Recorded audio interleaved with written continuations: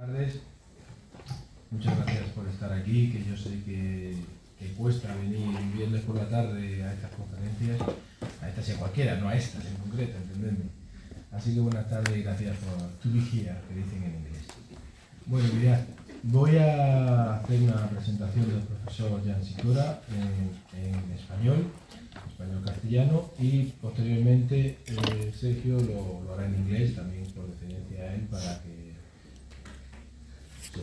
vea la presentación. Después de Sergio, ya el profesor Sýkora comenzará con su conferencia, ¿vale? Bueno, pues en el marco del curso Construyendo lazos para una comunidad euroasiática pacífica y sostenible a partir del conocimiento mutuo, hoy tenemos el honor de tener con nosotros al profesor Jan Sýkora de la Universidad Carolina de Praga. El profesor Sýkora posee una amplia formación académica en Historia, Cultura y Sociedades asiáticas y africanas, con una especialización en Historia económica y cultural de Japón. Es doctor en Historia y Cultura de las Sociedades Asiáticas y Africanas de la Universidad Carolina de Praga y posee una tesis de maestría en Economía por la Universidad Saga de Japón. También cuenta con una experiencia significativa en puestos de liderazgo académico, incluyendo la dirección de los Centros de Asia Oriental y de Estudios Japoneses de su universidad, la Universidad Carolina de Praga. Ha recibido diversos reconocimientos académicos y sociales por su labor como japonólogo. Entre ellos, el más destacado es la Orden del Sol Naciente, que demuestran su destacada contribución en el campo de los estudios japoneses a nivel europeo e internacional. Tiene una amplia experiencia como profesor visitante en diversas universidades de todo el mundo. En particular, y nosotros, dado la temática de su conferencia, solo resaltamos las universidades japonesas: la Universidad de Saga, la Universidad de Kansai, la Universidad de Yoetsu, la Universidad Seinan Gakuin, y en el Centro de Investigación Internacional para Estudios Japoneses, situado en Kioto.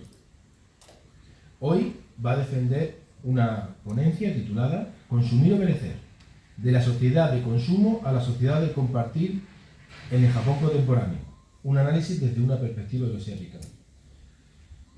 Querido Jan, thank you for being here. Gracias por aceptar la invitación de la Universidad de Juan Carlos. Profesores como tú enaltecen y levantan el prestigio de nuestra universidad. Gracias. Good afternoon, Professor Jan. Welcome at the university. We have the framework of the course Building Ties for a Peaceful and Sustainable Eurasian Community based on mutual knowledge. History, culture and new technologies. Today we have the honor of having with us Professor Jan Sýkora from the Charles University of Prague. Professor Sýkora has extensive academic training in the history and culture of Asian and African societies, with a specialization in economic and cultural history of Japan.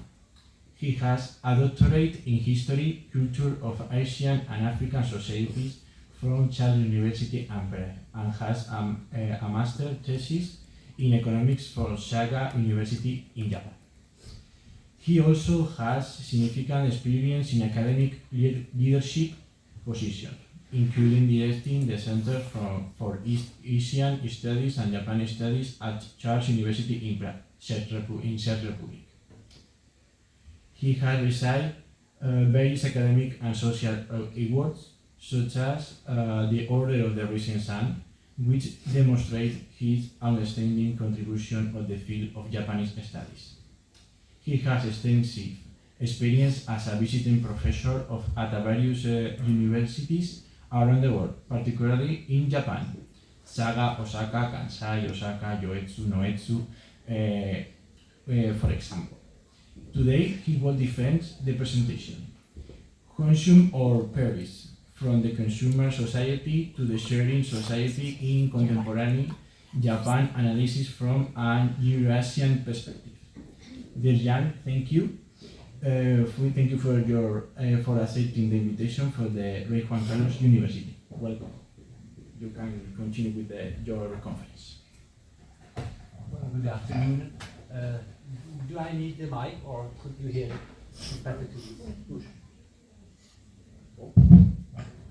So, usually do not use the mic, but definitely if you prefer it, so I will continue my lecture with the mic. Thank you very much for your presentation and also for invitation.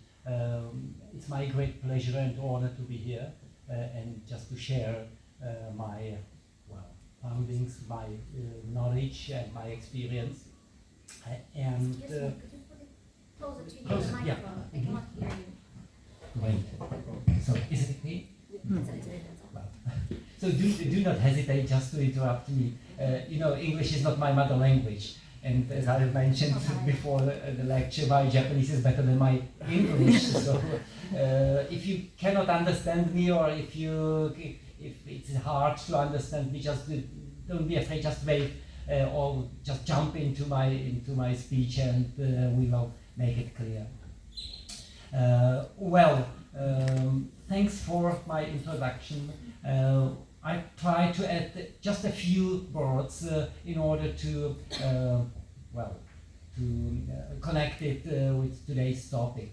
As Professor Ramirez mentioned, I took my first degree in economics, but honestly speaking, I was not so much interested in economics and business and the production of profits and so on. I'm more or less interested in the economic thought. It means we all are surrounded by economics, and economic efforts just touch our life in every aspect. And the question is, what is our perception of this economic phenomenon? And for example, how far the economic theories are influenced by the metaphysical and cultural and historical circumstances, and how by, economic environment. So if intellectuals or theorists from the different cultural background, for example from China or Japan or South Africa, touch the same economic problem, so does they pose the same questions, and does they reach the same answers? So I was more or less interested in so-called economic thought. And later I mixed this first discipline with the Japanese studies and Asian studies. So I just try to connect, just to build something like a bridge between our European center-oriented economic thought, because all the world is now directed and ruled by the so-called Western or the European origin way of thinking. And when we go to non-European countries, we can find the same economic environment and economic data or something like that. But it's interpreted in a different form. So is there any similarity, or is there any difference between our perception of consumption and the other non-European tradition? So that will be the core of my presentation. So today I just focus on, say, three objectives. The first one is I would like to analyze the key factors behind the emergence of and development and rise of so-called consumer society, particularly in the modern and contemporary Japan. The second goal is just to point out the very burning and very crucial problems related to the mass consumption, which seems to be a very critical point of a contemporary nowadays society. And the third one is just to outline some possible scenario or outcomes from the alternative towards our mass production oriented Western approach to the consumption per se. And the last but not the least is to provoke your curiosity and interest in contemporary Asia, Japanese or Chinese or in general Asia efforts. I suppose that you have some curiosity and interest, because if you don't have it, you will be somewhere in the pub or drinking a wine or enjoying your time. When we will start from some the objects are objectives are reflected also to the structure. So the first of all, I will just try to sum up some, say, concept of consumption is a historical perspective. So how the consumption was reflected from the pre-modern, via modern and post-modern times. The second one is the second part is devoted especially, particularly to the emergence of consumer society in Japan. And then we can have a short break. And the second part of the lecture will focus on the so-called 4 stages, 4 steps in consumer society in Japan. And the last one, as I've mentioned, some outcomes, some challenges, some proposals, how to deal with such tricky outcomes from mass consumption today. Well, let me start with some very brief introduction remarks. And I have a starting point is that the topic is so huge and we do not have but 2 hours. So I definitely have to simplify. So don't be angry with me. Maybe somebody from the Chinese background will say, yeah, it's so oversimplification. It's not so easy to say, to conclude. I'm sorry, I know that the world is tricky and very complicated. That's why I'll just point out the main key problems, and I have in my mind that it's oversimplification. So just I excuse for such unpleasant and unacademic approach. Well, as for the introductory remarks, first things maybe you come to your mind is why Japan? Why we are discussing Japan? And I do not know how deep are your knowledge about the Japanese history, the old ancient Japanese history, pre-modern, modern, and contemporary Japanese history. But definitely we will focus mainly on so-called modern Japanese history. It means the period starting from Meiji Restoration. Its exact date is 1968, but say the last quarter of the 19th century. And the contemporary Japanese society, which is dated or started after defeat in the war. It means in 1945, up to now. So when we look back to the starting point of modern Japanese history, we can see the story of a very successful, very rapid, and relatively conflict-free shift from pre-modern Asia-China-oriented organization of society towards modern European or Western American and European, the Western-based model of society, and towards the pre-modern society. The second reason is that at least by the mid-40s, Japan was the only country outside the Western cultural sphere which, and I stress this word, successfully implemented the Western model of modernization, including the intellectual ones. Not only the structure institutions and so on, but also the intellectual background. The European philosophy, cultural patterns, and so on. Yet there were, for example, China was also inspired by European or the Western traditions in the first part of the 20th century. But it's very discutable whether it was successful or not. And I mean that Japan was really the only country which successfully implemented this Western model of modernization.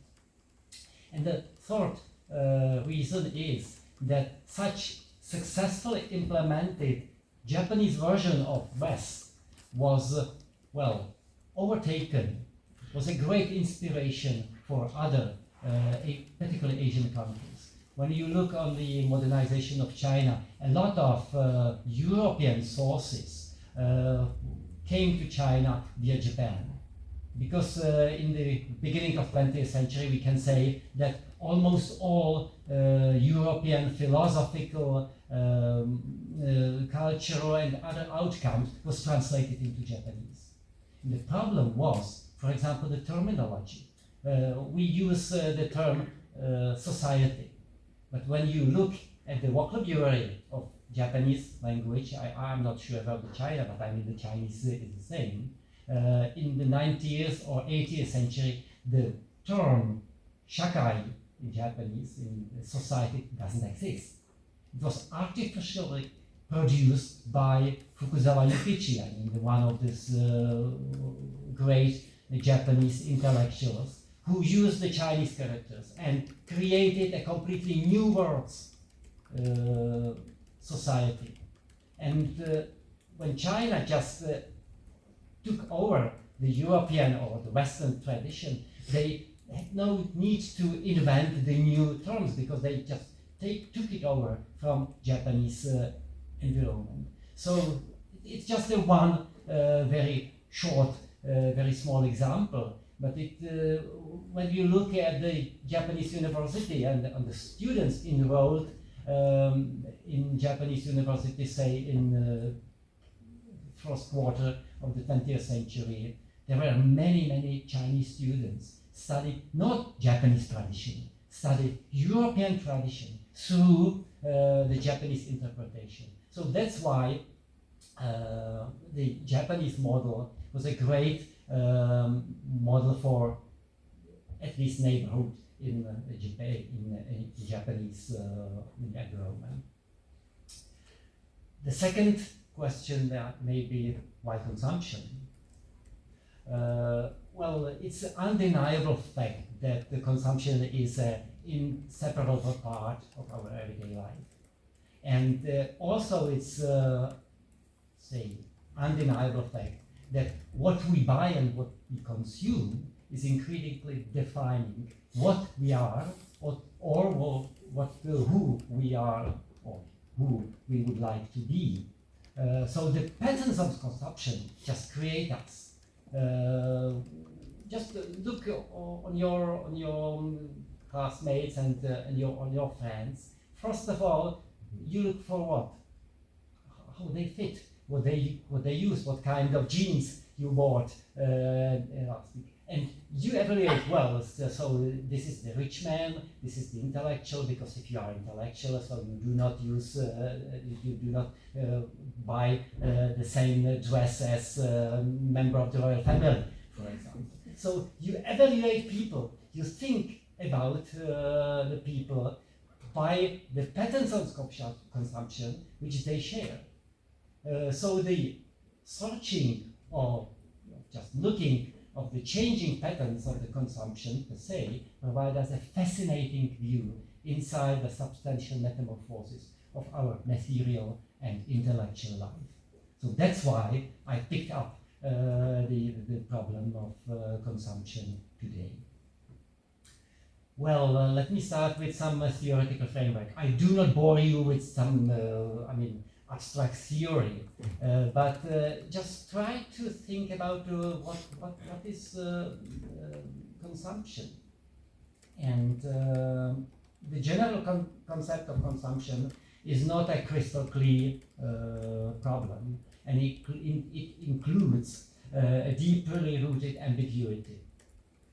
This ambiguity comes mainly from the fact that the consumption was, from ancient times, was closely bound with the assessment of, say, the side effects of outcomes from consumption. And usually the consumption per se just provoke two connotations. One is very positive, because consumption means abundance. When you consume, so you'll have to consume something, so you'll have to have it or to buy it. So consumption means positive, very positive aspect of our life is the wealth, is the prosperity, and you demonstrate it. Just try to imagine even now, many people just buy the car, the brand car, just to demonstrate their wealth. Not to you can just drive the original, Toyota car, regular Toyota. And if you have the money, if you have the social status, so you'll buy the Rolls Royce.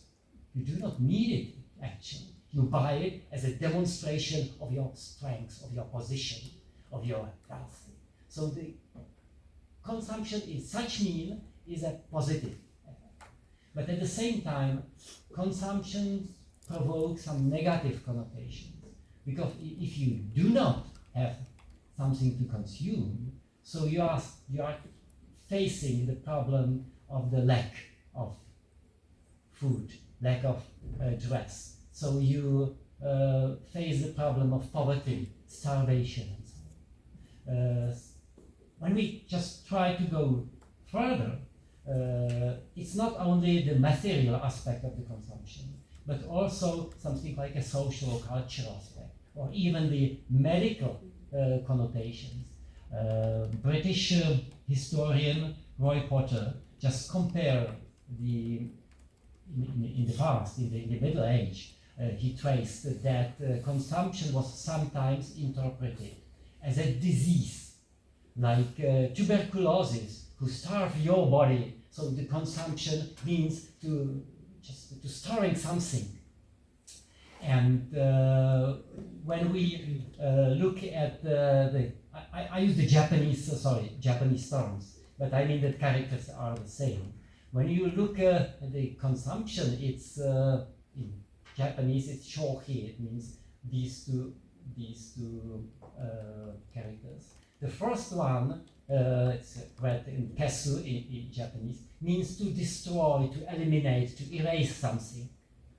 And it's very negative, so it means to consume something, it means to destroy. It's very negative. The opposite side is the seisan. It means this second character, which means the creation. In Japanese, umu means to born, to give a birth to a baby, and not only the people, but anything. You can create something. Create something means to seisan, to produce. So this negative connotation was very strong during the pre-modern period. And the third aspect of consumption, which is closely related to the positive, in principle, the positive interpretation, so it's the close connection between the consumption and luxury. I have mentioned that even now you just have to demonstrate by your consumption, you demonstrate your luxury and you demonstrate your position. And when we look at the opposition against luxury, so luxury was interpreted as a social sin, usually in pre-modern period. So the same negative label was put into consumption. And the same approach was both in Western region and non-Western countries. So when we look, for example, the New Testament, and in the Luke Gospel, there is a well-known quotation. It's easier for the camel to go through the eye of the needle than for a rich man to enter the kingdom of God. So the rich people are not normal. So they cause some sin even to possess something and to use, to consume. And when we go to the China tradition, the Chinese philosopher and social reformer and politician Wang Fu wrote some book on the political, economic, and social problems of China at that time, Fu. And in the 12th chapter, which is called Floating Luxury, is to my knowledge, the first explicit term shohi used in such a very negative meaning. So quotation: along with that, do not encourage women of as craftsmen who are not beneficial for this world. They sit and eat precious grain. They spend a day destroying what had been successfully completed. They prevent from movement and promote status. They make significant from insignificant and difficult from easy. All this would be bad. So the consumption per se was evaluated as something which could be definitely forbidden. Of course, this consumption, the definition of the consumption is slightly different from what we now think about consumption. But at least as a concept, was well, under very strong social criticism. So when we look at the modern society, and when we start from the discussion of economics, well, consumption is a driving force of our activity. So it's the starting and very end of our any economic activity. You can produce anything, but if you do not sell it, if you do not consume it, it's the wasting, it's nothing. So the implementation, the introduction of a new modern capitalist society meant to underwent the very strong shift paradigm from negative to the positive. So to evaluate the consumption as a tool, as a mean for generation the social wealth, to become the starting point of the economic growth. And this, from the very beginning, very basic shift, the complete new ideology of consumption, which is called consumerism, which is based on the preposition that we lived only in the society when the branded, mass-consumed goods and products are the only way of our living. So we can conclude that consumerism, as Gary Cross pointed out in his thought-provoking books on the consumerism in the United States, but we can just interpret it and just relate it into any modern society. That consumerism, the belief that goods give meaning to individuals and their role in society, was a victorious in the 20th century. Even though it has no formal philosophy, no parties, and no obvious leaders. So it's the most influential ideology without having any attributes of the ideology. There is another aspect of, when we discuss the theoretical approach to the consumption. The other aspect is closely related to consumption, is the link between consumption and freedom. When we look at both economists and sociologists, I mean economists like Milton Friedman or Alfred Hayek, or sociologists like Zygmunt Bauman, we can realize that consumption means, first of all, the freedom of choice. Because if you do not have a choice, it's also the consumption, but not as a driving force of economic development. It's the more or less pre-modern aspect of consumption, because you'll have to consume, you'll have to drink, you'll have to eat in order to survive. But it's not the consumption as a driving force of modernity in such an interpretation as we use it in our discussion. So the first precondition of the consumption is freedom. Is freedom in your behavior on the market. So you go to the market and you have the freedom to choose what you like or what you have, what corresponds to your budget, and so on. John Slater, I mean, American historian who's studying the consumption patterns in various societies and various cultural environment, just pointed out that consumer culture denotes a social arrangement in which relations between the lived culture and social resources, between meaningful way of life and the symbolic and material resources on which they depend, is mediated through markets. So everything should be taken on the market and then just proved that it could be consumed or could not be consumed. And consumer culture marks out a system in which consumption is dominated by the consumption of the commodities, and in which cultural reproduction is largely understood to be carried out through the exercise of free personal choice in the private sphere of everyday life. Well, that's the shared idea based on the mainly Western approach to the freedom and to the society. But honestly speaking, the freedom in the marketplaces is more an exception than the rules. When we look on the globe, and particularly on non-European society, we can, more than freedom in market, see the guided consumption. So consumption which is supported by state, which is directed by state, ruled by state, and also initiated by state. And also it could be used as a tool of the policy and ideology and so on. Well, and that's the main aspect of so-called guided consumerism in non-Western societies. I'll just show you several examples.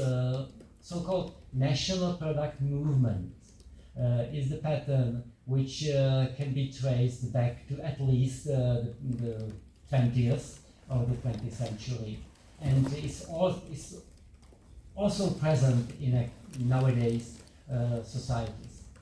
I don't know how far you are familiar with Indian history, but in the very beginning of 20th, pre-Gandhi period, in India there was a very strong boycott movement called Swadeshi, which just argued that non-conflict boycott of British colonial rules can be done through the boycott of British goods. So do not consume the British goods. Do not buy the sari made from British cotton. And everything do here in India. So just revive just our traditional technique and be back. So it was the directed consumption used for the political reason. And when we look China, for example, in the 20s, there were also many aspects of so-called nationalist or the national product movement. You can see here some posters, just a perfectly Chinese factory. So the resources may be Japanese, but output is definitely Chinese. Or the Chinese people should smoke only the Chinese cigarettes, or there's also the toothpaste defense against the imperial powers. So the consumption became a weapon, from time to time a very important and very powerful weapon. And when we go to a contemporary society, you are, too young, so you can hardly remember the situation 20 years ago.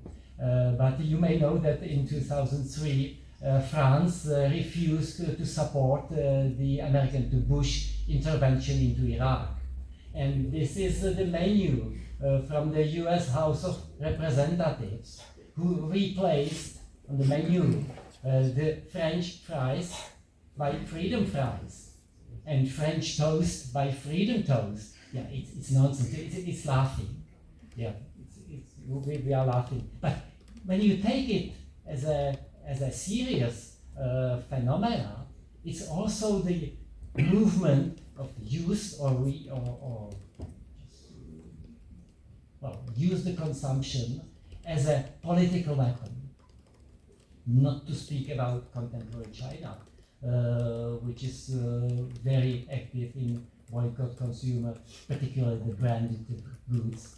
And if you are interested in the two, I mean, one is Sweden and Swedish, and one is Finnish, economist, just published last year very interesting analysis of this Chinese boycotts. And you can see the boycotted company by industry in the period 2008 and 2021. And the most frequent is the food and beverage, and then the designed label and automotive, sports brand, well, the fashion and so on. And when we look at the nationality of these boycotted companies, it's natural that the most frequent is Japan and the United States. But look at Spain. It's also, target of this boycott from the China. So it's very common to the same approach what China took in the 20s against so-called imperial threat. That was just several points on the theoretical aspect towards consumption. We unfortunately do not have time enough just to discuss in details, but definitely I just try to show you that consumption, the concept of consumption, is very important and very interesting tool for analyzing various aspects of life, even from the historical point of view and nowadays societies. Well, now I just moved to the main topic. It means the emergence and the development, rise and development, and also the bottleneck of consumer society and consumption in modern and contemporary Japan. As I have mentioned already, the positive approach towards consumption was not just seen or was not taken in the pre-modern societies, including Japanese one. When you look, I don't know whether you read some Japanese novels from pre-modern period, or you may know the Japanese culture representation like kabuki, for example, or bunraku in the puppet theater, or the other aspects. Somebody have the wooden block, the wave, the hokusai, well-known hokusai motif. So it was done not as an artistic interpretation. It was done just on the order. All this scene on Fuji, or just Japanese or Tokugawa beauties, it was done by order, by consumption, just for a consumption. And from such a cultural output, we can realize that consumer was an integral part of the pre-modern Japanese society. And that consumer has consumed an immense variety of goods. And not only the elite, but also the everyday, ordinary people has access to very, very broad source of food, not only the material, but also the intellectual goods. It may be amazing, but in Japanese context, it was just a part of the pre-modern tradition that at least since 18th century, Japanese society has a very high level of literacy. For example, in Edo, it was the center of, not the capital, because the capital was Kyoto, where the emperor was located, seated, but Edo the seat of the shogun, was the center of the real political and economic and social and cultural power. So we can take Edo as a real capital of the country. And at that time, in the second part of the 19th century, more than 80% of the whole population could read, write, and count. Yomi, kaki, soroban in Japanese. So it's the level which is unbelievable even in the 20th century in many African and Asian societies. So when you can read and when you can write, so you are eager to use it. You would like to buy a book to know something. So the level of consumption of this, not only material but also the intellectual goods, was very high. It's not directly related to our topics, but at the very beginning I had mentioned that the Meiji Restoration was a very successful project, and that Japan at that time was very fast in adopting the Western model of modernization. And one of the reasons why they were so successful was that they were so highly literate. They could read, they could write, they were educated as a whole nation. But it's a different topic, it's a topic for a different lecture. But definitely the spread of this consumer values and so-called modern terms consumerism was not seen as the positive, as a source of prosperity, as a source of growth and development, but more or less as a manifestation of personal greed and immoral behavior. So when you look at the official documents from the 80th and beginning of 19th century, the consumption was strictly limited officially. Nobody attacked it, all of the people just consumed it. But officially it was limited and banned and morally undiscutable behavior. So the Meiji society just faced the very crucial problem how to shift, how to construct the new concept of consumption, how to initiate people just to intentionally consume in order to provoke the economic development. Well, that's the theory, but the reality was that the first Meiji government, at least until the end of 19th century, was not so much interested to develop the demand side of the economic activity. Demand side means consumption. They were more or less oriented on the catching up policy. So we'll have to catch up the Western part, not only economically but also the politically, in the military sense.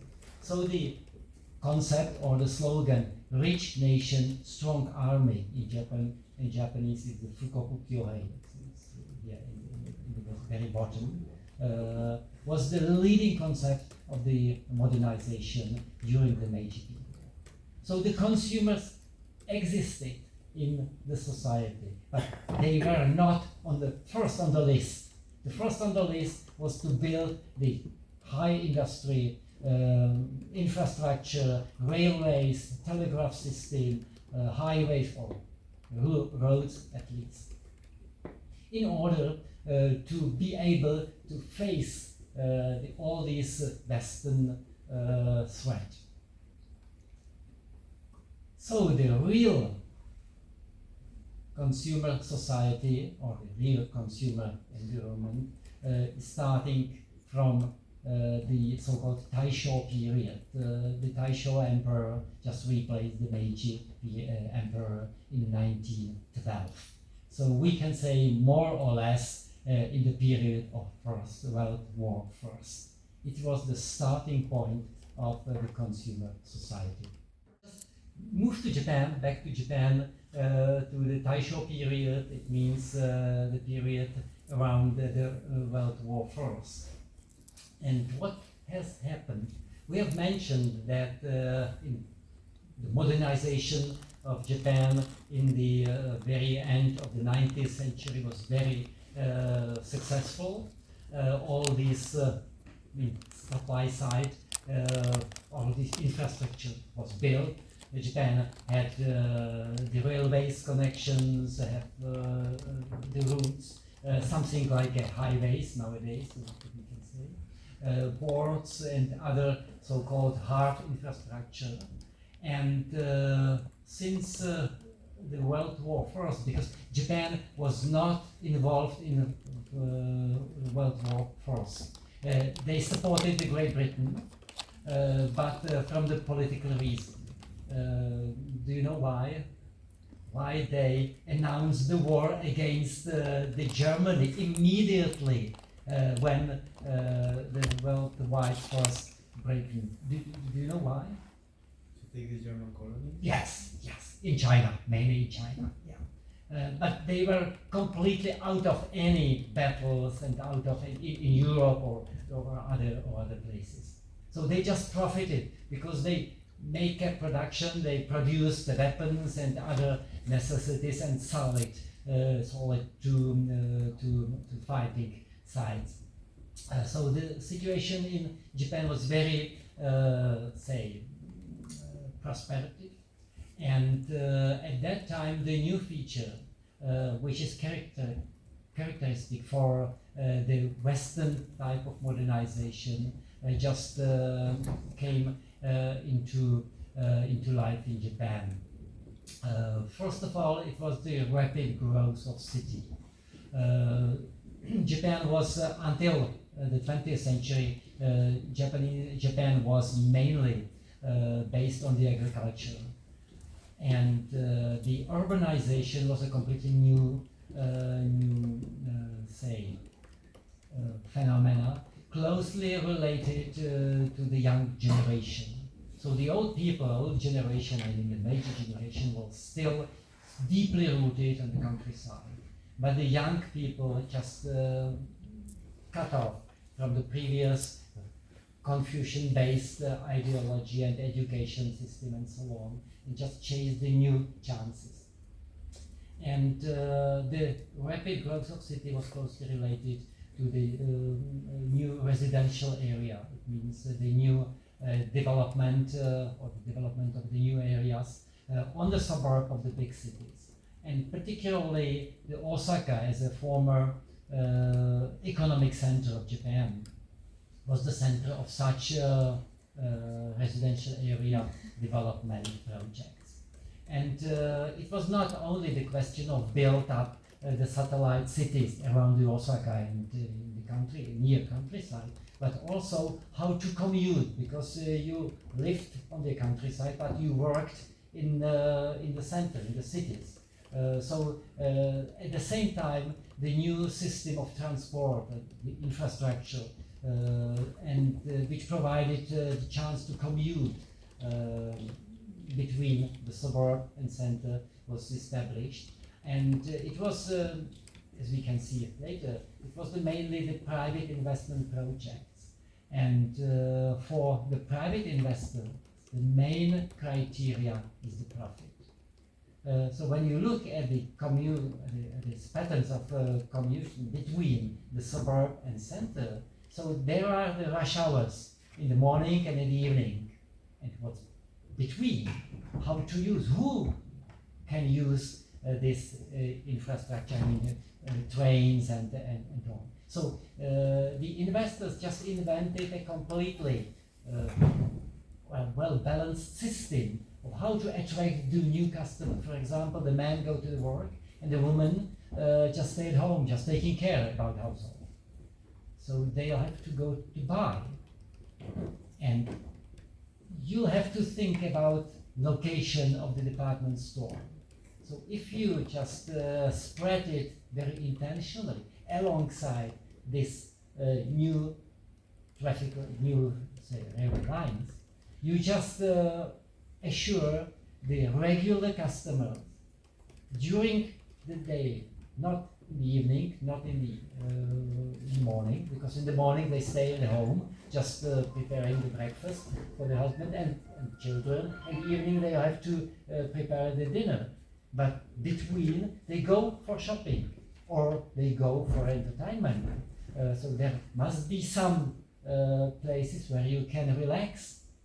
And all this infrastructure was built in connection with this modernization. So it was not just a one-way route, but it was a complex of policies, both guaranteed by the central or local government, and also on the other side by the individual investors. And that is so-called Japanese version of modernity. So the rest of country was based still deeply rooted and deeply based on agriculture. And there are several big cities like Nagoya, Osaka, in Kyushu it was Fukuoka, in Sapporo it was, in Hokkaido it was Sapporo, which served as a central city for such new type of modernity. Well, at that time, we are speaking about the first stage of consumer society between 1912, it's the coronation of the new Taisho emperor, and 1941. Well, we can put the end of this period in 1945, but 1941 to 1945 it's the wartime, and consumption, particularly the consumption, was very strictly limited and guided by the government. So it's not a period of what I have mentioned previously of freedom choice and freedom access to the necessities. So in this period, I mean between 1912 and 1941, there were two main societies. I've mentioned rapid urbanization on one side and the consolidation of urban life. So it doesn't mean that you just live in the city, but you do not have any other place where to live. So everything is closely related to the city. Your work, your family life, your entertainment, your relaxed sports and other relaxation activities. Everything is bound with cities, and even if you lived on the countryside, you just rely on supporting such city life. I have mentioned that this period is characterized by the very strong and very huge investment.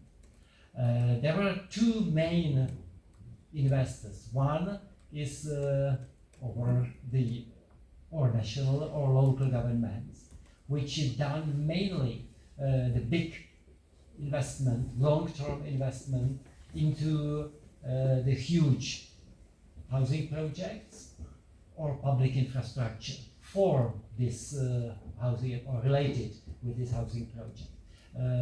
I don't know whether some of you were in Japan or seen some document about Japan, and you know where the Osaka is located, and around the Osaka, when we go south to Osaka, there is a sea, it's a harbor, and when you go up, I mean north, there is a plain up to the Rokko mountains. So you have the plain, 20 kilometers or 25 kilometers, and then pretty high mountains. I just yesterday I came to Madrid and there was a heavy rain, so I couldn't see almost nothing from the hotel.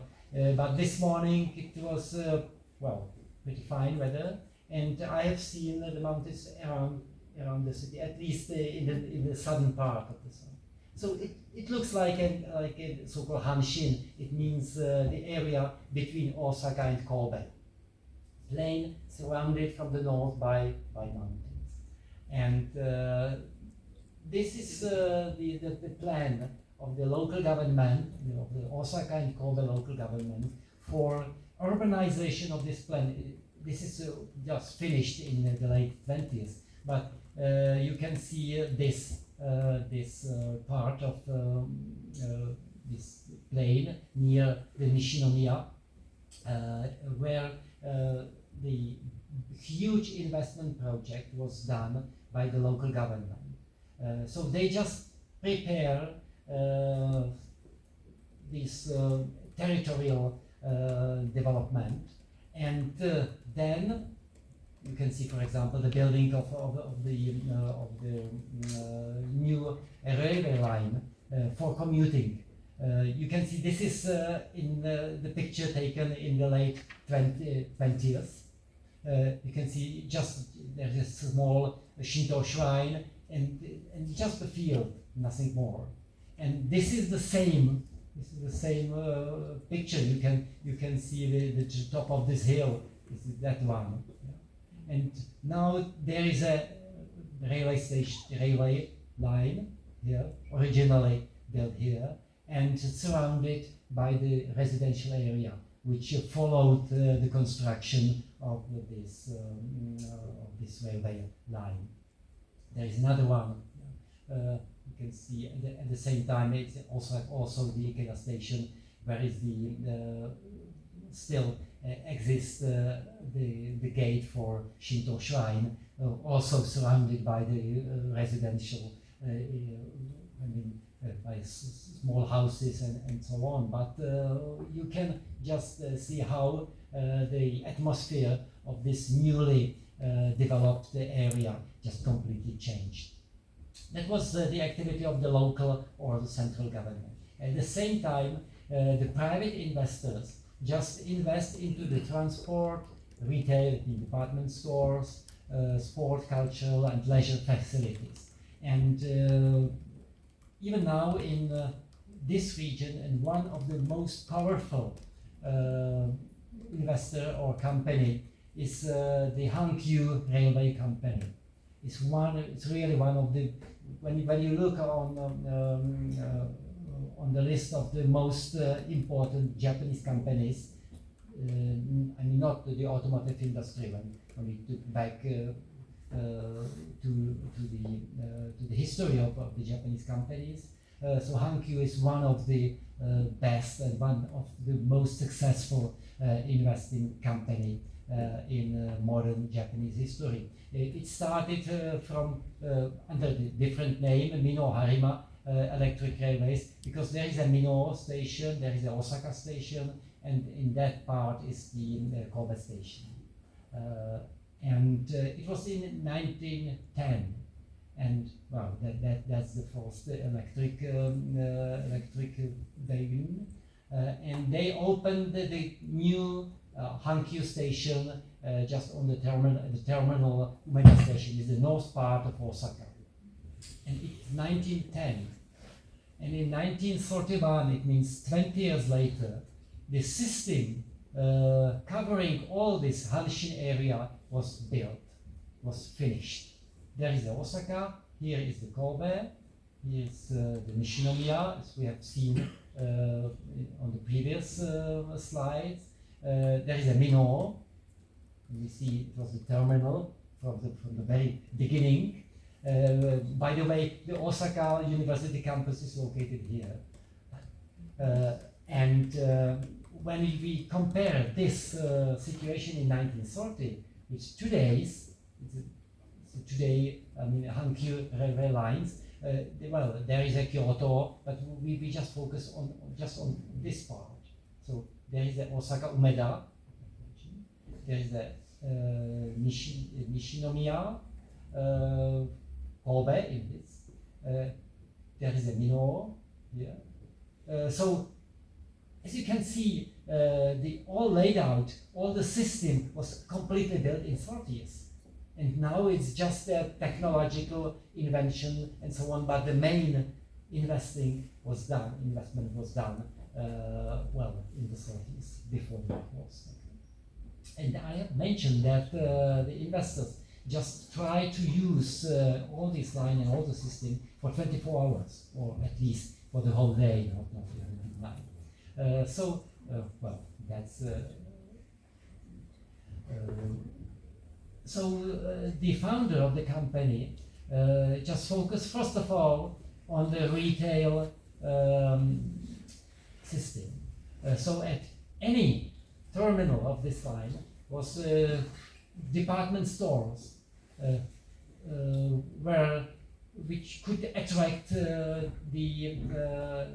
customers, not to buy, but just to attract them into the building. Because when you are waiting for a train, and when you have the heavy rain like yesterday, so what you can do? You can stay somewhere under the umbrella and wait for your train, or you can go to the department store and just spend 30 minutes just walking and looking around, and you definitely buy anything small. If not immediately, so you will be back with your family on a weekend, and you will definitely. So it was very clever policy, how to attract people in connection with the railway system.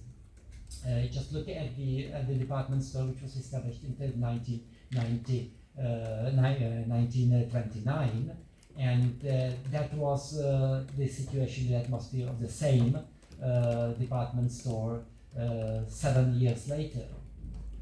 And that's today atmosphere. And when you go, the bottom part of the building is the original one from the 30s. And when you go inside, there is an original entrance hall from the 30s. So this investment and infrastructure was actually done in 30s.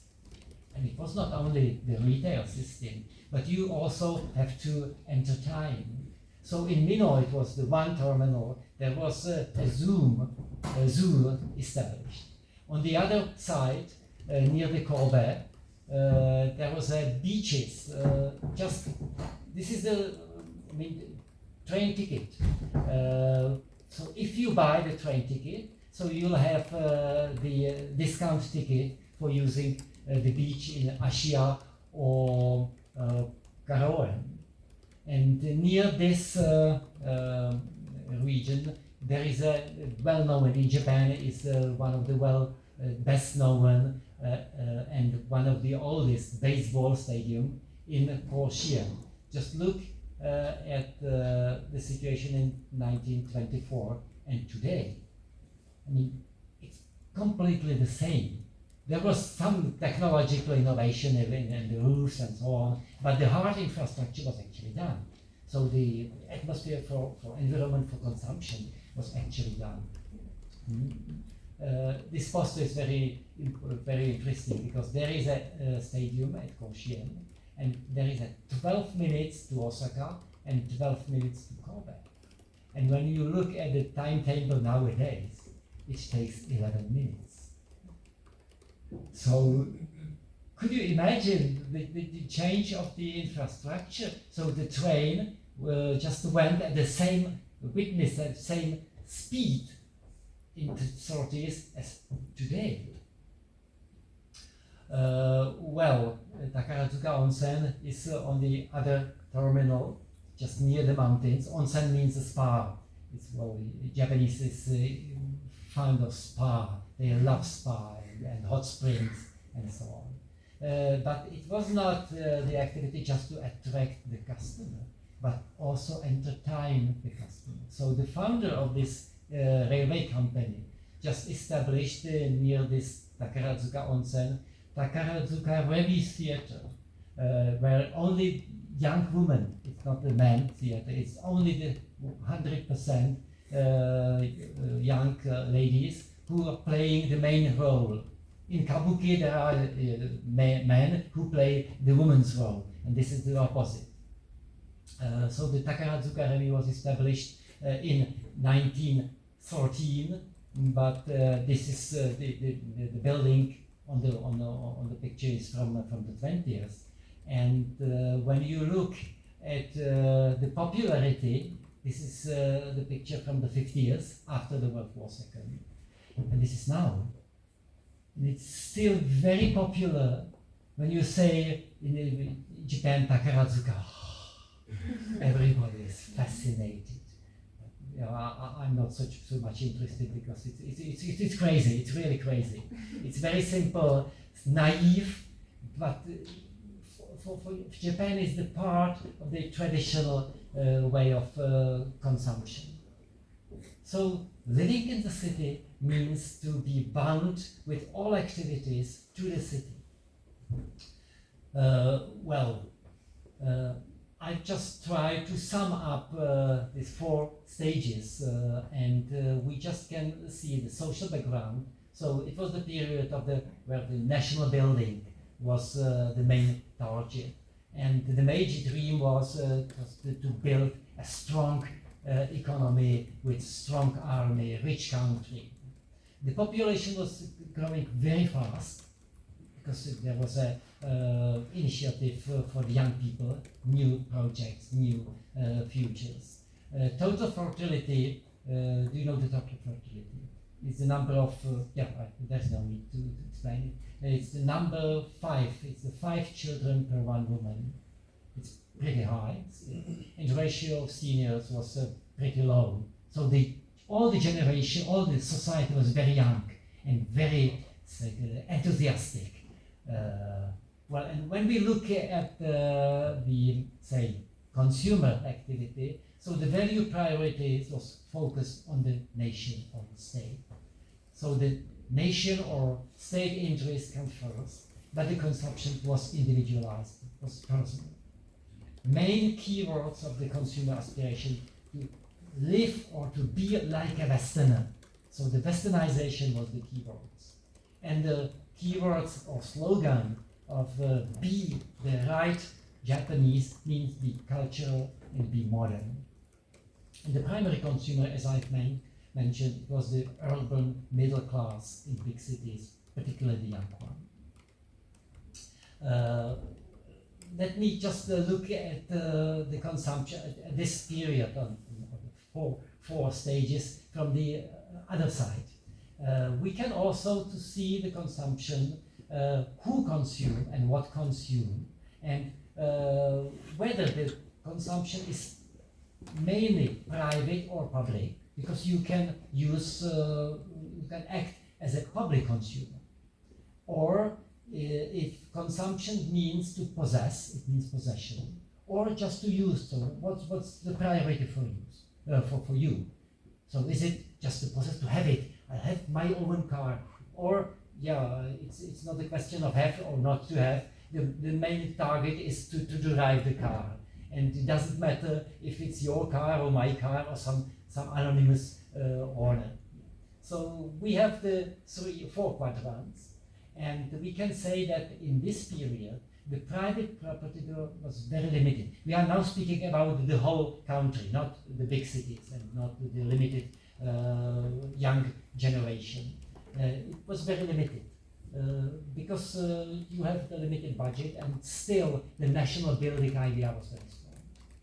If you possess something, it was not private possession, but the public property. And what you actually need and what you cannot own, so you can share. So the sharing is the keyword of this period. I mean the infrastructure, public traffic and so on. But also, for example, the public bath, which was a very long tradition in Japan. It was not just to a hygienic place, but also the place for the socialization. So you went into the bath and cheating and exchanging the information and drinking and so on. But also the culture, I mean the cinema, theaters, revue, it was the collective, it was the shared. And if you cannot or do not like to share, but still you can use it, so you can rent it. Well, the second stage of consumer society started in 1945. I will speed up my presentation. It was mainly formed by the fact that Japan was defeated in war. What does it mean? That first of all, substantial part of the social, not only social, but the infrastructure was completely destroyed. We are speaking about the Hiroshima and Nagasaki, but just imagine that in 1945 in March, Tokyo was bombing by the, well, how to say, the sprinkle bomb.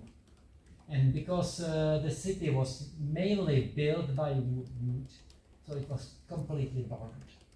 And within 2 nights, more than 100,000 people died. I mean, civilian. There was no military infrastructure.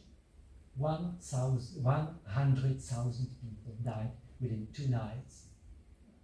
So could you imagine how vast the destruction was? But it was not only the infrastructure, but the mostly held values were challenged or completely smashed, including emperor, because it was originally the living god. And just see the picture. This is the so-called still living god with the official diplomatic dress, with the official polite position, and the General MacArthur as the chief commander of, supreme commander of occupation powers, just sitting, staying with a very relaxed position, no official uniform, just with open. For many Japanese, it was the symbol of arrogance. It's not, I do not advocate Japanese because they also caused many harms. But I'm speaking about the atmosphere in the society. So the values was completely in vain. And also the foundations of national identity, the myth that we are a country protected by gods. And if somebody attacked us, the god wind, in Japanese, kamikaze, will come and save the country. And just myth did not work. Because Japan was defeated and was occupied for the first time in their history. Mongols just tried to twice attack Japan, and in both cases, the Mongolian army was destroyed by the strong wind, by this so-called kamikaze. And that was for the first time. We in Europe, we are used to be defeated and be occupied and so on. But Japan as an island country, it was something completely unbelievable. And so what, after the first shock, they should just consolidate. So it means you have to define on the society level the new system, new political and economic system, new social goals, which was also the rich country, but with no army, because you have the Article number 9 in your new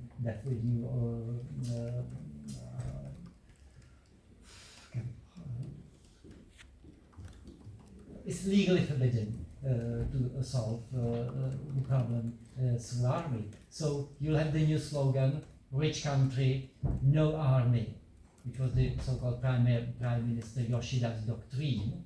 And thanks to this so-called unfavorable position, thanks to this position, Japan had not forced to build their own army, to spend a huge money in 60s or 70s when United States and the Soviet Union just used a huge money for the military production. So Japan just took a position of so-called black passengers because they were covered by the American military basement on Okinawa, and they just implement all these investment into the economy. Well, I will just jump this one. And on the individual level, the new value, new goal was built on the idea or the dream, 100 million strong middle class society. Japanese population was at that time just this 100 million. So it means just to destroy any social discrepancies, and just try to build middle class society. And the main attribute of the middle class society is the freedom to consume. And so everything is focused on the consumption. Consume or save the country. Through the consumption, help to your economy. Through the consumption, establish your new values, new family life, everything. So the consumption became something like an aspect, tool of democratization. Because we are middle class, we are the same on the same level. Yeah. Nobody is higher, nobody is lower. And the main target of this main consumer was the family. When we look at this main slogan, in 50 years it was the so-called three security treasure, in Japanese Sanshu no Jingi, which is actually the imperial regalia. The symbol of imperial power was the sword, was the mirror, and the jewel. In 50 years, the Sanshu no Jingi, when you say the Sanshu no Jingi, and the three regalia of the family, it means the black TV, refrigerator, and washing machine. And in 60s, it shifted to so-called Sankei. In Japan, the Sankei can be written in characters, but also in this way. I mean, 3C, Sankei. San is the 3 and K is the spelling of C. So originally, the Sankei, it's written in these characters, means the three most beautiful places in Japan from the ancient times. But actually, the 3K means the car, color TV, and cooler. And particularly during the Tokyo Olympics in 1964, it was the main target. Sitting in front of the TV, having the relaxed atmosphere through the refrigeration, and call your friends using a card. It was the new vision, a new motive, new value. The 70s is called the My Car and Zumu. So it's not a rental car, it's not a taxi, it's your own car. But you can imagine the lack of space in Japan. So what does it mean to have a car? Even now, you cannot have a car, you cannot get a registration mark if you do not prove that you have the parking lot. When you buy the second car, you'll have to prove you have the second parking lot. So what you can do? So you just destroy your sleeping room and open a small room for your car. So that's the tendency which started in 1970s. And also the My Home Izumu. So it means the family life in one very cozy small house with made mainly with wood, because it was the traditional way of living, and having a small car for me, for my family. It was the driving force. So the second stage, the social background was the Reconstruction, catch-up ideology, but based on the economic output. The population is growing, but slowly. Total fertility is declining. Ratio of seniors is still rather low. Priority value is oriented on the family. Consumer aspiration is not be westernized, but be American. So the main slogan is the bigger, the better. Bigger car, bigger house. It's a demonstration. We are living like American. We are not. We do not have a complex. Well, and the consumer topics I have just mentioned it, and primary consumer was the middle age.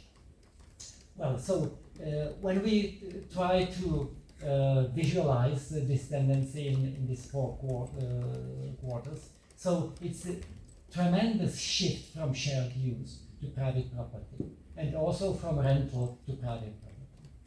Public property is still pretty high, but it's diminishing. Well, what about the third? It's the period when the Meiji dreams came true. Japan became a number one. Japanese investment, like Chinese investment nowadays, was all over the world. Columbia Pictures 100% owned by Japanese investors. Rockefeller Center in New York on Manhattan, 100% owned by Japanese. So it was flood of the Japanese investment all over the world. And also the discussion about the future.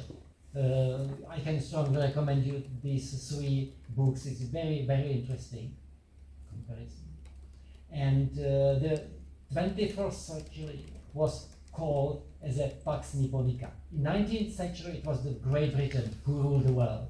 In 20th century, it was the United States.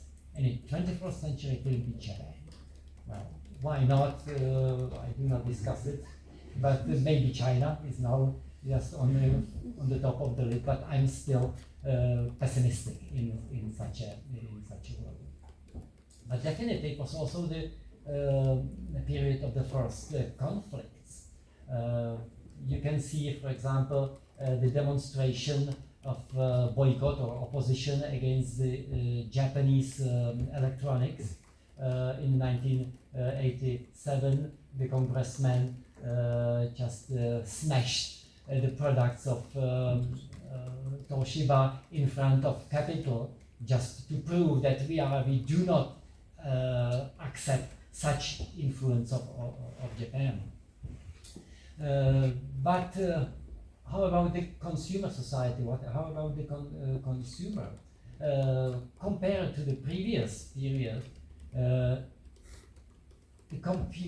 consumer just also changed to be focused on the sophisticated, high demand of so-called high-end. So it means the most quality, highest quality, highest price, and also to be individualized. So it's not our family, but it's me within the family. So you have the TV, but not for the family, but you have your own TV in your own room. You have the one TV in sleeping room. You have the one TV in kitchen, and so on. And at that time, we can trace for the first time the shift from the material to spiritual wealth. For example, look at this. The data is too small. You can see it later, but you can see just the trend. Is the saturation of the consumer durables like TV sets, vacuum cleaner, washing machine, and so on. And you can see that almost 100% of the saturation was reached in the very end of the 70s and beginning of the 80s. So you have the money, you have the property to consume, to spend, and what you can buy. More luxury, more expensive French wine, but you cannot drink 10 bottles every evening. So it's the shift from material wealth to the spiritual wealth. And the breaking point is just at the beginning of the 80s. So since, for example, that's one of this social inquiries, and the answer was, since I have attained a certain degree of material abundance, from now on I would like to emphasize the spiritual, rich and relaxed lifetime. But it was not the period for relaxing. The 90s just brought several external and internal shocks. I do not just read it, you can see it later, but what was the outcome of this shock on the Japanese consumer society as a whole? As I've mentioned, it was a very tricky period. On one side, we became the best, number one, or the same. On the other side, we are suffering from the main, for example, economic problem, thanks to the crash of the bubble economy. The population growth just stopped, and total fertility just dropped into 1.3, which is disaster, because it means that every woman just born in 1.3 children, and at least for not declining the population, you have to born 2, one for woman and one for father. So it's the beginning of the very undesirable trend, and at the same time, when the life expectancy gets extended, the ratio of seniors just go growing. So the value system was individual personal consumption, and consumer aspiration was not the Americanization, but be like a Europe, because Europe was the center of wealthy, spirituality, philosophy, and so on. Not America. America is a bigger and, well, the quantity is not what's going on, the quality is the place. And the primary consumer is mainly the so-called single parasite. I don't know if you heard. So it's the young people who just graduated from university but do not have money enough because of the level of prices and real estate prices to buy their own flat. So they have to survive in their family, in parents' household, and they live just like a parasite. And on the other side, there are so-called DINK. I do not know if you know this abbreviation. Is double income, no kids. It means that both just have a very high salary, and they intentionally do not have to have the children. So it's completely different demand, different customer. Well, so the shift from all these quadrants is concentrated in private property. But since you do not have, you have some spatial limit for the consumption, there is a first return to the rental. So you do not have to own everything. Something could be rented. And when we look very briefly, I have still 10 minutes, for the fourth stage of the consumer society, it's mainly the reinforcement of the previous negative trend. So economic stagnation, so-called lost decades, because the 90s was seen as uśňavarata junenkan. I mean, the last 10 years. The beginning of 20th century was called the uśňavarata nijunenkan. It means the last 20 years. Now the Japanese economists and politicians say about the uśňavarata sanjunenkan. It means the last 3 decades, 30 years. And the triple catastrophes in Fukushima and the earthquake just brought a new problem. It's the failure of elite and loss of trust in the system. Because what you can trust, because you have the power plant, atomic power plant, just behind your house, and they just persuade you that it's safe. And now they prove that it's not safe. So what you can believe, what you can trust.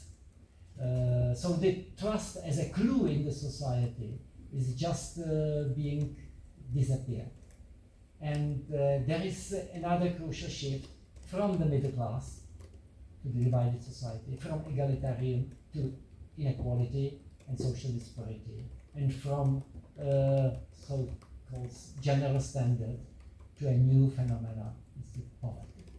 It's the crucial problem of the nowadays Japanese society. It's for the special lecture about the homelessness and poverty in Japanese society. Well, and the last but not the least problem is the demographic, because Japan is facing the shrinking population on one side and aging population on the other. There is a long-term perspective. The top was reached in the very beginning of the 21st century. And by the end of this 21st century, the number of population dropped by half to 60 million. It's not only the total number, but also the structure. When you look at the so-called population pyramid, this is the ideal. This is nowadays reality. And by the mid of the 21st century, the number of elder people just be near the 40%. Could you imagine that 40% of the population is the post-productive age?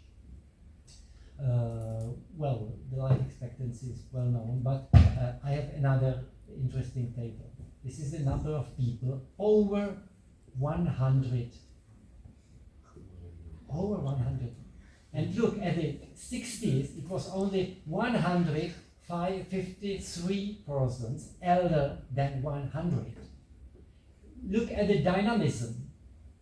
From 2000, in 2000, they broke the first 10,000. And then it took only 3 years to break the next 10,000. And now, last year, I do not have the data for the 23, but in 22, more than 90,000 people is elder than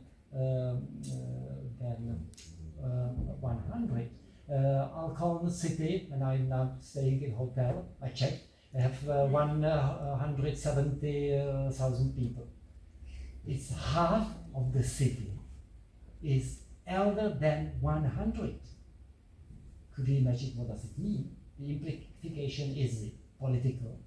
In Japan, we are speaking about so-called gerontocracy. Because if you have 100, you have the voting right. So gerontocracy means the rule, the government. In the name of the elder, by the elder, and for the interest of the elder. The other is economic implications. It's the social expenditure, public debt, and also the changes in the labor forces. Who will work if 40% of the population will be pensioners? Not to speak about the social one. And the last but not the least one is the moral, cultural, and ethical. Who will take care about these people? So all this situation is bringing new needs, new customers, and new patterns of consumption. Well, I just jump several other data, but just look at this single household development divided by the age group. In, say, 80s, it was mainly the young people. It means up to the 40s. Now, is the provision for until the now it's look at this. It's more than one half of the single family are the elder one. What does it mean to be elder? You cannot drive the car. There are a lot of Japanese at the age of 90s who is still driving, but as a population, it means that you don't possess car. It's a disaster for the automotive industry. Who will buy all this production? And also the decline in the driving license. But you still have to commute. You have to go to the physician, to the hospital, to buy the necessities. So there must be somewhere who take care about you. And it's mainly, and in Japan it's mainly the non-private sector, non-public. It's the NPO. And you can see the dramatically rise in the NPO organization. Well, the fourth stage is sum up here. And when we look at the graphical explanation, means that the private property is diminishing in the name of the shared use and rental. And sometimes is very slight shift into the public property. Well, and instead of the conclusion for the last 4 minutes, as I've mentioned, the new needs, new customers, and new consumption, we are just witness of the dramatic shifts from possessing to sharing, from necessity. It means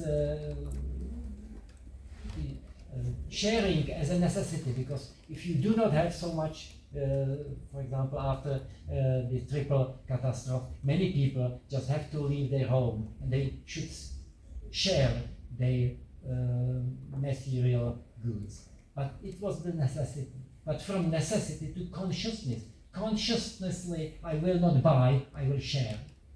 From internationalization, so in international context, to the regional context. why to import in the winter, why to import from Latin America the fruits and not to use just the winter fruits in Spain and during the winter and summer fruits in summer. So it's shift from the international perspective to regionalism.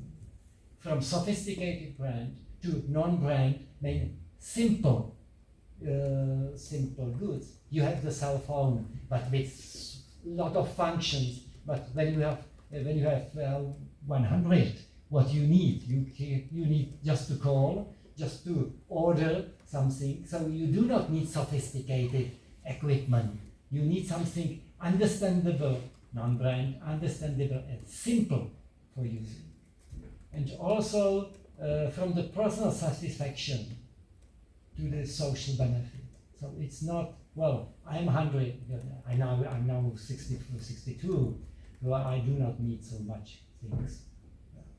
So what's going on for me is just to share my life experience, for example, with you. So I will definitely come if Professor Ramirez just invited me. I did not hesitate because it's not a question of some prestige or something. I do not need some broad CV and some outcome. No.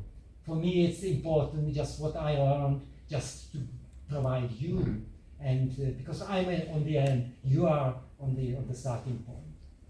So the social benefits is what's going on, and my possession is, or my understanding is, that particularly the sharing, for example, the circular economy and so on, can be seen as a one, not exclusive, but as a one tool for solving today's problem and the future problem, not in Japan only, but also in Eurasian context. I'm not such familiar about the Spanish society, but I mean that, for example, the aging problem in Spain will be also a crucial one within, say, 10, 20 or 30 years.